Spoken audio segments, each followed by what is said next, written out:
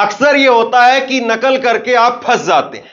मतलब जो कुछ आपके पास ओरिजिनल था उस पर भी मट्टी पलीत हो जाती है आपकी नकल के चक्कर में।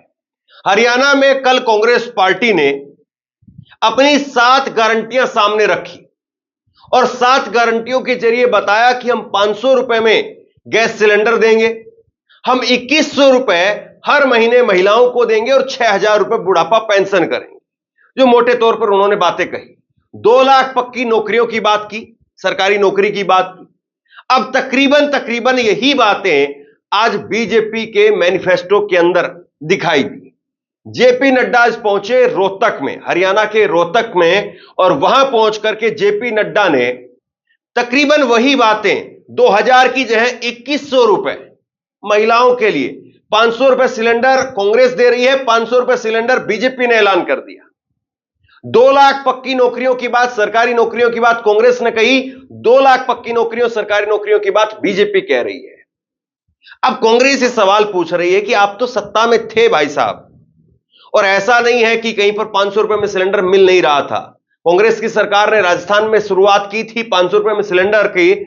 बीजेपी ने कहा था हम 450 रुपए में सिलेंडर देंगे, लेकिन बाद में खबर आई कि बीजेपी इनकार कर रही इससे, तो उस पर भी बात करेंगे। लेकिन जरा सबसे पहले एक बार जरा ये देख लीजिए, खबर आपकी स्क्रीन पर है। और बीजेपी वो जो है वो बात कर रही है, भाजपा के हरियाणा चुनावी संकल्प में 20 वादे किए गए हैं। अग्निवीर को सरकारी नौकरी की गारंटी, महिलाओं को 2100 रुपए महीना, और कांग्रेस के 100 रुपए ज्यादा है। कांग्रेस इससे जो है 100 रुपए कम दे रही थी, इस कांग्रेस से 100 रुपए ज्यादा दिए हैं। 2-3 बातें इनके मैनिफेस्टो की बड़ी हैं। पहली बात तो अग्निवीर को सरकारी नौकरी की बात कह रहे हैं, दूसरी बात 2100 रुपए, और तीसरी बात इन्होंने 500 रुपए का सिलेंडर दिया। अब अग्निवीर तो ये पहले से ही चल रहा है, यहां पर सरकार भी बीजेपी की पहले से है, तो अग्निवीर को पक्की सरकारी नौकरी की बात आप पहले क्यों नहीं कर रहे थे? आज ही आपको क्यों करनी पड़ी? या आप जो आज बात कह रहे हैं उसको क्या माना जाए? बड़ा सवाल ये। अब जरा दोनों मैनिफेस्टो को आप एक बार देखिए, फिर उसके बाद में दीपेंद्र हुड्डा को मैं आपको सुनाता हूं। वो कह रहे हैं कि केवल नकल करने का काम किया गया है। ये जो है वो बीजेपी का मैनिफेस्टो और कांग्रेस का मैनिफेस्टो दोनों आपके सामने है। बीजेपी ने संकल्प पत्र का नाम दिया, कांग्रेस ने अपना 7 गारंटियों का नाम दिया। और ये यहां पर आप देखिए कि 7 पक्के वादे इरादे में कांग्रेस ने पहले नंबर पर 2000 रुपए महिलाओं को देने की बात कही और 500 रुपए सिलेंडर की बात कही, 6000 रुपए बुढ़ापा पेंशन की बात कही है, और 2 लाख पक्की भर्ती जिसमें युवाओं को सुरक्षित भविष्य के अंदर। अब बीजेपी क्या कह रही है इसके बगल में देखिए आप, बीजेपी ने भी पहले नंबर पर वही लिखा है कि 2100 रुपए सभी महिलाओं को लाडो लक्ष्मी योजना के तहत दिए जाएंगे। अब वही बात 2000 की 2100 इन्होंने कर दी है। फिर इसके बाद में वो 2 लाख सरकारी नौकरी की बात कांग्रेस कर रही थी, इन्होंने भी 2 लाख सरकारी नौकरी की बात की है। सिलेंडर की बात की है, 500 रुपए में सिलेंडर 10वें नंबर पर। हर घर गृहिणी योजना के तहत 500 रुपए में सिलेंडर मिलेगा, वही कांग्रेस वाली बात यहां पर भी इन्होंने लिख दी है। तो कुल मिलाकर के ये चीज निकल करके सामने आ रही है, और अब कांग्रेस कह रही कि इन्होंने सीधे तौर पर हमारे ही घोषणा पत्र को कॉपी पेस्ट कर दिया है। दीपेंद्र हुड्डा ये कह रहे हैं, सुनिए। काफी तो कॉपी करी उन्होंने। अब वो कह रहे हैं कि 500 रुपए में गैस सिलेंडर देंगे। तो पहले बीजेपी वाले कहते थे सब्सिडी दी, कांग्रेस सब्सिडी दे रही है, रेवड़ी बांट रही है, गलत है। अगर वो गलत था तो बीजेपी के घोषणा पत्र में कैसे आ गया? और अगर वो सही था तो 10 साल तक 1100 और 1000 रुपए सिलेंडर में रोटी क्यों पुआई? अगर 500 ठीक था तो बीजेपी फैसला करे वो क्या चाहती है। 2000 की बजाय उन्होंने 2100 कर दिया, अभी तक क्यों नहीं दिया भाई? 10 साल से हर महिला को, जो कांग्रेस ने महालक्ष्मी योजना पूरे देश में महंगाई बीजेपी द्वारा दी गई, इस महंगाई को कम करने के लिए 2000 रुपए प्रति माह जो कांग्रेस का जो योजना है, तो उन्होंने खुद ही मांग लिया, महंगाई है, और इसीलिए उन्होंने कहा कि भी नहीं हम 2000 नहीं 2100 देंगे। पहले महंगाई नहीं दिख रही थी 10 साल पहले, क्यों नहीं दिया? तो भाजपा का घोषणा पत्र को मुझे लगता है कांग्रेस से कॉपी पेस्ट करने उन्होंने काम किया, क्योंकि उन्होंने काम ही नहीं किए। वो तो अपना ये बताएं कि उन्होंने काम क्या किया है 10 साल में। घोषणा पत्र तो उनका जब पूरा 2014 का ही नहीं हुआ, ना किसान की आमदनी दुगनी हुई, ना 15 लाख आए, ना बैंक खाते में, ना काला धन आया, ना महंगाई कम हुई, ना डीजल पेट्रोल सस्ते हुए। तो 2014 का ही उनका घोषणा पत्र अभी तक लोग लिए घूम रहे हैं कि ये तो जुमले निकले। तो अब ये 24 का कौन पूरा करेगा, कब पूरा करेंगे, ये कैसे माना जाए। तो कांग्रेस अब कह रही कि भैया ये कॉपी पेस्ट है और कुछ नहीं है, और अगर इनको देना ही था तो 10 साल तक क्यों कांग्रेस हरियाणा के लोगों को लगातार जो है वो धक्के खाने पड़े। बड़ी बात यह है। लेकिन मुख्यमंत्री नायब सिंह सैनी बीजेपी की तरफ से कहा गया कि यह संकल्प पत्र हमारी प्रतिबद्धता है और प्रधानमंत्री नरेंद्र मोदी के सहयोग से हम इसे पूरा करेंगे। मुझे खुशी है कि महिलाओं को 2100 रुपए देने का निर्णय किया गया है। हमारी बहनों को इसका लाभ मिलेगा। हरियाणा के किसानों को 24 फसलें एमएसपी पर खरीदने का हमारा निर्णय जारी रहेगा। आयुष्मान चिरायु के तहत लगभग 5 लाख प्रतिवर्ष मिलने वाली राशि बढ़ा करके 10 लाख रुपए कर दी गई है। इसका लाभ भी हरियाणा के गरीब लोगों को मिलेगा। अब ये 10 लाख कर रहे हैं, कांग्रेस ने 25 लाख कही।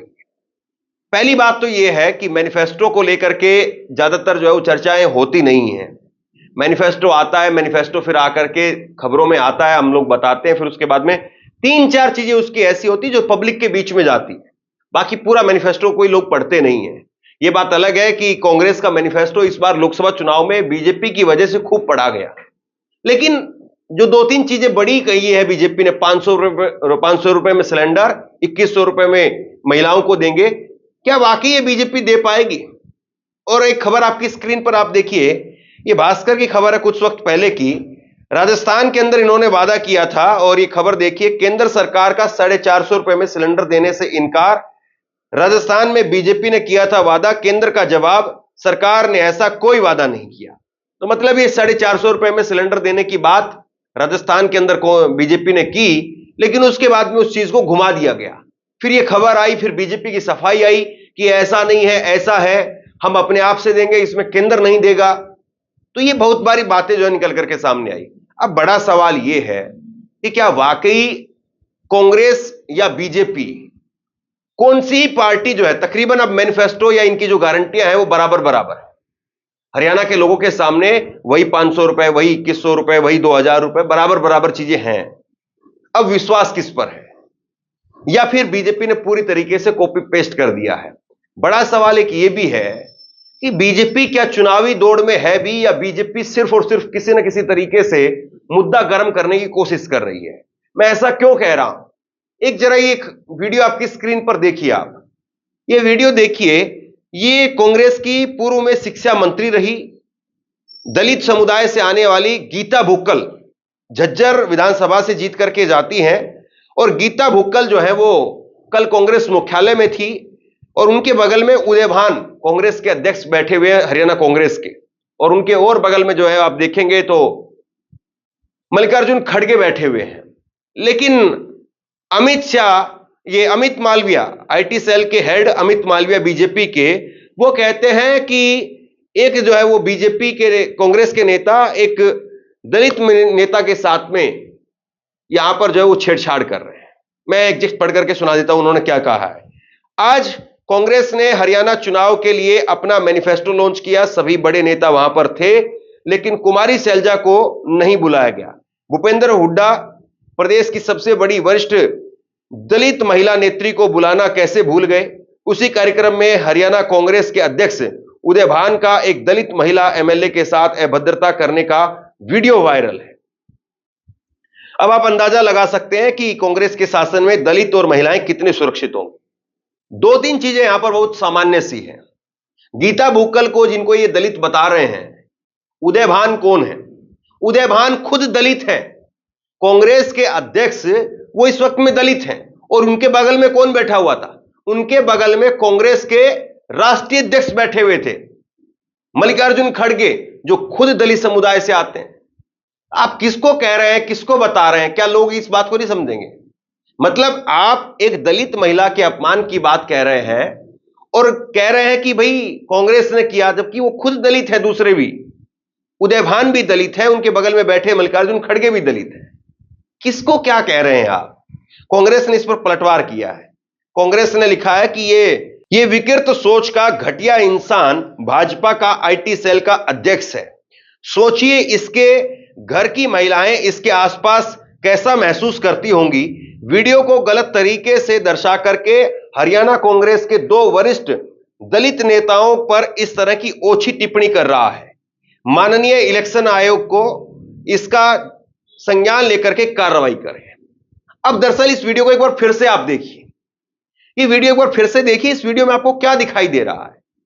इस वीडियो के अंदर यह दिखाई दे रहा है कि उदय भान जो कि गीता भूकल के बगल में बैठे हुए थे, उन्होंने अपना हाथ जो है वो जो नीचे रख करके बैठे हुए थे, हाथ अपना उठा करके अलग रखा है, ऊपर रखा है। और जब मंच के ऊपर 7-8 नेता हैं और सबको एक फ्रेम में लेना है तो थोड़ा सा क्लोज करके बैठाया जाता है। और ऐसे में अगर हाथ टच होता है तो क्या ये वाकई ऐसी जो है वो अश्लीलता वाली बात है या एक बहुत सामान्य सी बात है? घर परिवार में हमारे भी जो है वो बहन बेटी है, उसके साथ में हाथ टच हो जाता है, या कभी जो है वो जहां पर हम काम करते हैं या बस में आते हैं, मेट्रो में उतरते हैं, चढ़ते हैं, तो हाथ स्वाभाविक सी बात है टच हो जाता है। हाथ टच करना, ये गुड टच बैड टच, ये बहुत तीसरी क्लास के बच्चे को जो है वो, तीसरी क्लास के क्या मैं कहूंगा कि आजकल तीसरे साल के बच्चे को मां बाप सिखा देते हैं कि बैड टच क्या होता है, गुड टच क्या होता है। इतनी सी बात कि हाथ जो है वो टच होना, ये कोई बैड टच में नहीं आता है। हाथ से चोटी काटना या गलत जगह पर हाथ छूना या कमर पर या गर्दन पर या और कहीं पर पैर पर हाथ लगाना, वो बैड टच है। लेकिन अमित मालवीय जी इतना टच भी नहीं समझ पा रहे हैं तो फिर क्या ही कहा जाए।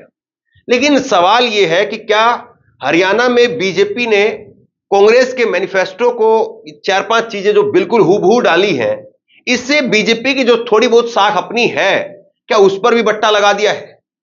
यह सवाल इसलिए पूछा जाएगा क्योंकि कई बार ऐसा होता है कि नकल के चक्कर में असल भी डूब जाता है।